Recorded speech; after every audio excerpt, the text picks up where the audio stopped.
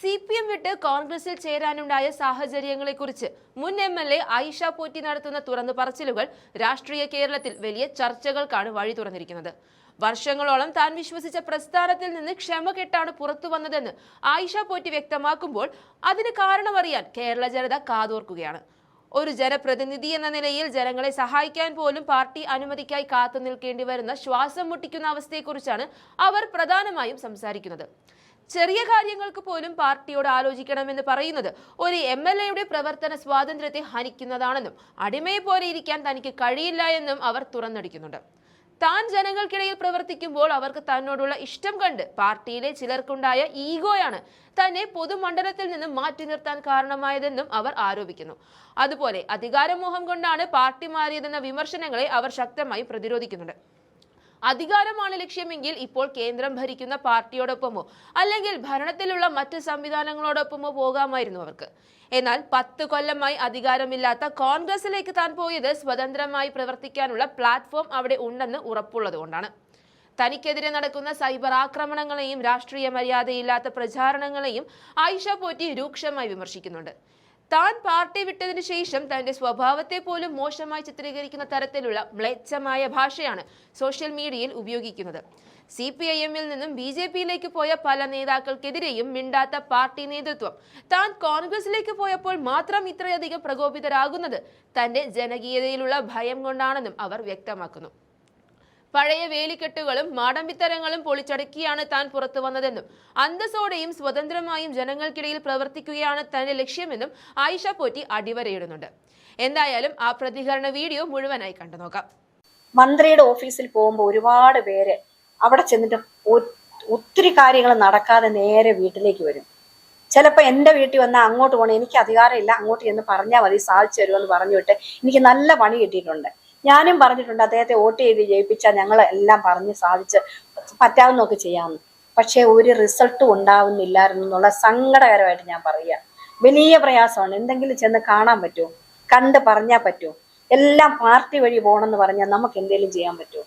ഞാൻ പാർട്ടിക്ക് വിധേയമായിട്ട് പ്രവർത്തിക്കുന്നില്ല എന്നൊരു കംപ്ലൈന്റ് അന്നുമുണ്ട്. പാർട്ടിക്ക് വിധേയമായിട്ടല്ലേ പ്രവർത്തിച്ചത്? പാർട്ടിക്ക് എന്തെങ്കിലും ദോഷം ഉണ്ടായോ? വളരുകയല്ലേ ചെയ്തത്. പക്ഷെ ഓരോ കത്ത് കിട്ടിയാലും ഒരു കൊച്ചു കൊച്ചു കാര്യങ്ങൾ വരെ നയപരമായ കാര്യങ്ങളല്ലാതുള്ള കാര്യങ്ങൾ ഒരു പാർട്ടിയോട് ആലോചിക്കേണ്ടതുണ്ടോ? നമുക്കൊരാളൊരു റെപ്രസെന്റേഷൻ തരുക, അതൊരു നയപരമായ കാര്യമല്ലേ? അത് അവിടെ പോയി അങ്ങ് സാധിച്ചു കൊടുത്താൽ പോരെ? അല്ലെങ്കിൽ വിളിച്ചു പറഞ്ഞ് അവർക്ക് കത്തും കൊടുത്ത് വിട്ടാൽ മതിയല്ലോ. അപ്പൊ അങ്ങനെ ഓരോ സംഗതികളും പാർട്ടി വഴി മാത്രം പോകണമെന്ന് പറഞ്ഞാൽ പറ്റില്ല. പിന്നെ പാർട്ടി MLA അല്ലാതായപ്പോഴും എല്ലാം പാർട്ടിയോട് പറഞ്ഞിട്ട് മാത്രമേ ചെയ്യാവുള്ളൂ. അപ്പൊ എൻ്റെ സ്വാതന്ത്ര്യം ഒന്നും ഇല്ലല്ലോ എനിക്ക്. അങ്ങനെ അടിമയായിട്ട് ഇരിക്കേണ്ട ആവശ്യമുണ്ടോ? എല്ലാം പാർട്ടി വഴി പറയണമെന്ന് വെച്ചാൽ എനിക്കെന്ത് ബോധമില്ലേ ചെയ്യാൻ? നമുക്കറിയാമല്ലോ ഏത് കാര്യങ്ങൾ എങ്ങനെ ആലോചിക്കണം. വലിയ പ്രശ്നങ്ങൾ ഉള്ളതാണെങ്കിൽ അത് പാർട്ടി കമ്മിറ്റി വഴി പറഞ്ഞു പോട്ടെ. അല്ലാതുകൊണ്ട് 100 കണക്കിന് കാര്യങ്ങൾ നമ്മൾക്ക് ജനങ്ങളെ സഹായിക്കാമല്ലോ. ഇതാണ് ചെയ്തത്. ഞാൻ എൻ്റെ അടുത്ത് വരുന്ന ആൾക്കാരോട് രാഷ്ട്രീയം ചോദിച്ചിട്ടില്ല, അവരേത് ജാതിയാണോ മതമെന്നോ ചോദിച്ചിട്ടില്ല. ഇതൊന്നും ചെയ്യാറില്ലല്ലോ. അപ്പൊ കാര്യങ്ങൾ പറ്റുന്നതാണെങ്കിൽ സാധിച്ചു കൊടുക്കും. അപ്പൊ എല്ലാവരും എൻ്റെ അടുത്തേക്ക് വരും. അപ്പൊ 2 അധികാര കേന്ദ്രം ഇവിടെ വേണ്ട എന്നൊരു തീരുമാനം വന്നു. തന്നെയല്ല, ചെല്ലുമ്പോൾ ജനങ്ങളെ ഇത്ര ഇഷ്ടപ്പെട്ടുകൊണ്ട് കൂടെ വന്നു കഴിഞ്ഞാൽ അടുത്തേക്ക് വന്നു കഴിയുമ്പോൾ ഒരു ഈഗോ ഉണ്ടായിട്ടുണ്ടാവാം ഉറപ്പായിട്ടും. ഇതൊക്കെ കാരണത്താലാണ് പൊതുമണ്ഡലത്തിൽ നിന്ന് എന്നെ പൂർണ്ണമായിട്ട് മാറ്റി നിർത്തും. നൈസായിട്ട് ഞാൻ പ്രതികരിക്കാതിരുന്ന ആളായതുകൊണ്ട് അതും ഒരു നല്ല വളമായി. പക്ഷെ പ്രതികരിച്ചപ്പോഴും ഞാൻ എന്ത് ചെയ്തു? എൻ്റെ കുറ്റമാക്കി എടുത്തോണ്ട് ഞാൻ ഇതൊക്കെ എനിക്ക് ഈ വഴക്കുണ്ടാക്കാൻ വയ്യ. ചുമ്മാതെ ഇങ്ങനെ ആവശ്യമില്ലാത്ത കാര്യങ്ങൾ പൊതുവേ ഇടതുപക്ഷ CPIM-ന്റെ കാര്യങ്ങൾ നമ്മൾ പലയിടത്തും കേൾക്കുന്നുണ്ട്. ഞാൻ ഇരുന്ന പാർട്ടിയാണെങ്കിലും ഒരു മാറ്റം വരുമ്പോൾ ആൾക്കാരോടുള്ള പ്രതികരണം എങ്ങനെ, അതൊക്കെ ഒഴിവാക്കാനും നമ്മൾ അന്തസ്സായിട്ട് ജീവിക്കുന്നതല്ലേ. ആ സൈബർ ആക്രമണങ്ങളായാലും ഒഴിവാക്കാമെന്ന് വെച്ചിട്ടാണ് സഹിച്ചു പോയത്. ക്ഷമ ആർക്കും കിട്ടുപോകും. അവസാനമാണ് ഞാനൊരു തീരുമാനം എടുത്തത് ഈ കോൺഗ്രസിലേക്ക് ചേരാനായിട്ട്. അതൊന്നും പ്രതീക്ഷിച്ചിട്ടല്ല. അധികാരം മോഹിച്ചിട്ടായിരുന്നെങ്കിൽ അധികാരമുള്ള പാർട്ടിയുടെ ഏതെങ്കിലും സ്ഥാനത്തേക്ക് ചോദിച്ചു വാങ്ങിച്ചങ്ങ് പോയാൽ പോരെ. അതല്ലെങ്കിൽ വലിയൊരു പാർട്ടി വേറെ ഇന്ത്യ രാജ്യത്ത് ഭരിക്കുന്നുണ്ടല്ലോ, അവർക്ക് വലിയ അധികാരം ഉണ്ടെങ്കിൽ അങ്ങോട്ടങ്ങ് പോയാൽ പോരെ. ഇതങ്ങനെ ചെയ്തില്ലല്ലോ. ദേശീയ തലത്തിൽ ഇന്ത്യ സഖ്യത്തിലുള്ള കോൺഗ്രസ് പ്രസ്ഥാനം കുറെ കൂടി സ്വതന്ത്രമായിട്ട് പ്രവർത്തിക്കാൻ കഴിയുന്ന ഒരു പ്ലാറ്റ്ഫോം ഉണ്ട്. എനിക്ക് പ്രവർത്തിക്കാനുള്ള സൗകര്യങ്ങൾ തീർച്ചയായിട്ടും അവിടെ ഉണ്ടെന്ന് പറഞ്ഞ് നിരന്തരമായിട്ട് എന്നോട് അവർ ബന്ധപ്പെട്ടിരുന്നു.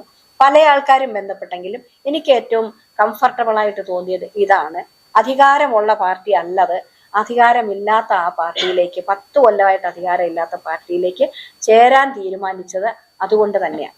ഇനി അധികാരമോഹം ഉണ്ടായിരുന്നെങ്കിൽ എനിക്ക് എന്നെ മാറ്റി നിർത്തിയപ്പം ഇത്ര ആത്മാർത്ഥമായിട്ട് എൻ്റെ എതിർ സ്ഥാനാർത്ഥിക്ക് വേണ്ടി പ്രവർത്തിക്കാൻ കഴിയുമോ? നിങ്ങൾ ആ വീഡിയോ ഒക്കെ കേട്ട് കാണുമല്ലോ. യാതൊരു രാഷ്ട്രീയ മര്യാദയും ഇല്ലാതെ ഇപ്പം ഞാൻ രാഷ്ട്രീയം മാറി കോൺഗ്രസിൽ വന്ന് കോൺഗ്രസിന്റെ UDF സ്ഥാനാർത്ഥിയായിട്ട് പോലും എൻ്റെ ഇടതുപക്ഷ സ്ഥാനാർത്ഥിയും ആൾക്കാരും ചേർന്ന് ആ പഴയ വീഡിയോ ഇട്ട് 4 വോട്ട് പിടിക്കുന്ന അതിശയകരമായ വളരെ ഒരു തരംതാണ ഒരു സ്ഥിതി നമുക്ക് കാണാൻ കഴിഞ്ഞില്ലേ? ഞാൻ കംപ്ലൈന്റ് കൊടുത്തിട്ടുണ്ട്. അതിന് ഒരു രാഷ്ട്രീയ മര്യാദയാണോ ഒരു എതിർ സ്ഥാനാർത്ഥി കൊടുത്തിരിക്കുന്ന അന്ന് കൊടുത്ത വീഡിയോ ജയിപ്പിക്കണം എന്ന് പറയുന്ന വീഡിയോ ഇടുന്നത്? ഏത് രാഷ്ട്രീയ മര്യാദയാണ്? ആ പ്രസ്ഥാനത്തിന്റെ അപജയം എന്താണെന്നുള്ള അതിൽ കൂടെ തന്നെ അറിയാം. പിന്നെ ഓരോരോ കാര്യങ്ങൾ പറഞ്ഞുകൊണ്ട് വഞ്ചിച്ചു, ചതിച്ചു, അപ്പൊ മൊത്തം എടുത്തു എന്നെ തേജോവധം ചെയ്യാം, എൻ്റെ ക്യാരക്ടറിനെ തേജോവധം ചെയ്തുകൊണ്ട് എന്ത് മോശമായ ഭാഷയാണ് ഉപയോഗിക്കുന്നത്. സോഷ്യൽ മീഡിയ എടുത്ത് നോക്കിയേ, എന്തൊക്കെ ഭാഷ, എവിടുന്നാ ഇവര് പഠിച്ചത്? സംസ്കാരശൂന്യമായിട്ടുള്ള ഭാഷയല്ല, അന്തസ്സുള്ള ഭാഷ ഉപയോഗിക്കണം. മനുഷ്യനോട് നന്നായിട്ട് പെരുമാറാൻ കഴിയണം, നല്ല ക്ലാസ്സുകൾ കൊടുക്കണം. നൂറ്റാണ്ട് മാറിക്കഴിഞ്ഞു. ഇതുപോലും ഞാൻ ഈ എതിർ സ്ഥാനാർത്ഥിയോട് പറഞ്ഞിട്ടുണ്ട്, പാർട്ടി ക്ലാസ്സുകളെ നൂറ്റാണ്ട് മുമ്പുള്ളതല്ല കൊടുക്കേണ്ടത്. മാടമ്പിത്തരം ഇല്ലാതാകണമെന്നും വേലിക്കെട്ടുകൾ പൊളിച്ചെടുക്കണമെന്നും പറഞ്ഞാൽ വേലി കെട്ടുകയും മാടമ്പിയെ പോലെ പെരുമാറുകയും ചെയ്യുന്ന സ്ഥിതിയാണ് ഇപ്പൊ പാർട്ടിയിലുള്ളത്. അത് പൊളിച്ചടുക്കിയിട്ടാണ് ഞാൻ പുറത്തു വന്നത്. G. സുധാകരൻ അദ്ദേഹത്തെ പോലുള്ള ഒരു വലിയ ആള് ആ പാർട്ടി വിടണമെങ്കിൽ ഒന്ന് ആലോചിച്ച് നോക്കിയേ. അതുപോലെ TK ഗോവിന്ദൻ സെക്രട്ടേറിയറ്റ് അംഗമാണ്. എത്ര പേര് പറയാൻ. വേറൊരു രസം കൂടിയുണ്ട്, BJPയിലേക്ക് പോയ ആരെ പറ്റിയും ഒരൊറ്റ അക്ഷരം CPM പറയുന്നില്ല എന്നുള്ള വളരെ അതിശയകരമായ കാര്യം. S. രാജേന്ദ്രൻ എൻ്റെ കൂടെ 3 തവണ MLA ആയ ആളാണ്.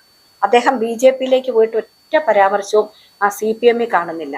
പിന്നെ റെജി ലൂക്കോസ് പോയി, BJPയിലേക്ക് പോയി, ഒരു പ്രശ്നവുമില്ല.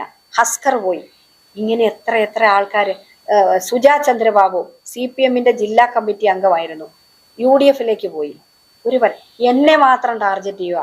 സ്ത്രീ സുരക്ഷയ്ക്ക് ഏറ്റവും വലിയ പ്രാധാന്യം കൊടുക്കുന്ന കേരളത്തിലെ CPM നേതൃത്വം കൊടുക്കുന്ന സർക്കാരിന്റെയും ധനകാര്യമന്ത്രിയുടെയും മണ്ഡലത്തിലെ ഒരു മുൻ MLA ആയ എന്നോട് കാണിക്കുന്ന ഏറ്റവും വലിയ മ്ലേച്ഛമായ ഒരു എന്താ പറയുക, എന്നെ ഇങ്ങനെ ഇത്രത്തോളം കരുതേച്ച് കാണിക്കുന്ന, എന്നെ വളരെയധികം ആക്ഷേപിക്കുന്ന ഒരു സ്ഥിതിയല്ല ഇപ്പൊ സമൂഹത്തിൽ നടക്കുന്നത്.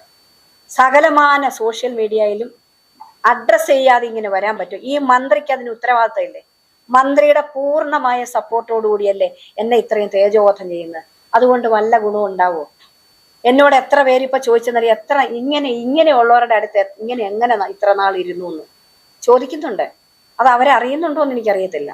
ഇത്ര മോശമായിട്ട് ഇത്രയും നാള് നല്ലായിരുന്നു, രാഷ്ട്രീയം മാറിയെന്നൊരു കാരണത്താൽ ഇങ്ങനെ പറയുന്നു.